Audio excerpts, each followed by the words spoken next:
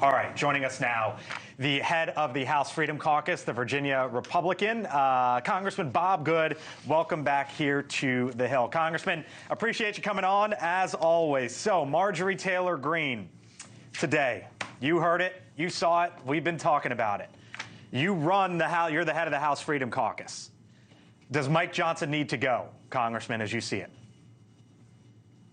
Well, this is a performance-based business, and we've continued to pass all the major spending bills, predominantly with Democrat votes. Perhaps it was some progress today that the second half of the omnibus spending bill was passed with only about 90% of Democrats voting for it, instead of the literally 99% that voted for the first one 2 weeks ago. And at least majority Republicans came to their senses and refused to fund this government at an increased spending level over the Democrats' omnibus from December of 22, and they refused to fund the government that kept in place all the Biden, Pelosi, Schumer policies that are destroying the country, and frankly didn't give vote to give $3 billion raise to Secretary Mayorkas to bring more illegals into the country more quickly, and frankly to continue to fund this border invasion, especially after we saw what happened in Texas yesterday when the illegal alien mob bum rushed the border officials yesterday. This is not a third world country or banana republic. I'm going to get to that in a second, but I didn't directly hear a yes or no, Congressman. Does Mike Johnson deserve to keep his job, in your view? Well, he serves the pleasure of 218 members. I can't make a defense for him as Speaker because the material things that we've done what Democrats want to do. We're doing what Chuck Schumer in the Senate wants to do, what Joe Biden will sign. Well, I didn't say that. I just tell you that I can't make a defense for him at this point. Okay. I heard you the last time around, Congressman, were very vocal that Kevin McCarthy needs to go. And you were one of the folks who spearheaded that effort. So what is the difference, Congressman, this time around? It's a lot of the same objections. Passing a bill that you don't like, spending, so on and so forth. You just tick through some of the reasons. What's the difference between Kevin McCarthy and Mike Johnson? Isn't it the same thing, or was it just simply a popularity contest and you didn't like Kevin McCarthy? Well, you've asked a specific question. What is the difference? I'll answer that specific question. Kevin McCarthy had been in Republican leadership for some dozen years and had helped preside over the failures of the Republican leadership, for about a dozen years.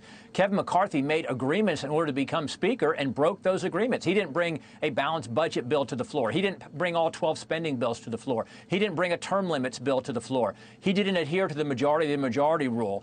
He did the debt ceiling increase with predominantly Democrat votes without any measurable, meaningful spending cuts, rather. And in the last week of September, he'd only brought one of the 12 spending bills to the floor that had passed out of the House instead of the 12 that he promised to do by the end of September, which necessitated a change in speakership. And then we found out after he was gone that Nancy Pelosi he had a deal with Nancy Pelosi to keep him as Speaker. Then we also found out after he was gone that he had side deals on top of the debt ceiling deal for more spending that wasn't disclosed to the membership. So, no, I don't wish that Kevin McCarthy was there. And Mike Johnson, admittedly, has been dealt a difficult hand and has the most narrow majority in the history of the country. That said, we could do a better job of fighting. We're failing to do that, and I can't defend his performance. You mentioned the border, so let's talk about it, Congressman. In this bill, border security funding, 1,800 additional Border Patrol agents, up to 7,500, give or take, more migrant detention beds, new border security technology to help with detecting fentanyl as it comes across the border. You just voted against that. I know you have reasons for voting against the bill, but what would you say to the folks in Texas, to the folks in Arizona, all over this country even, that you know what, you just voted against that? What's your reason?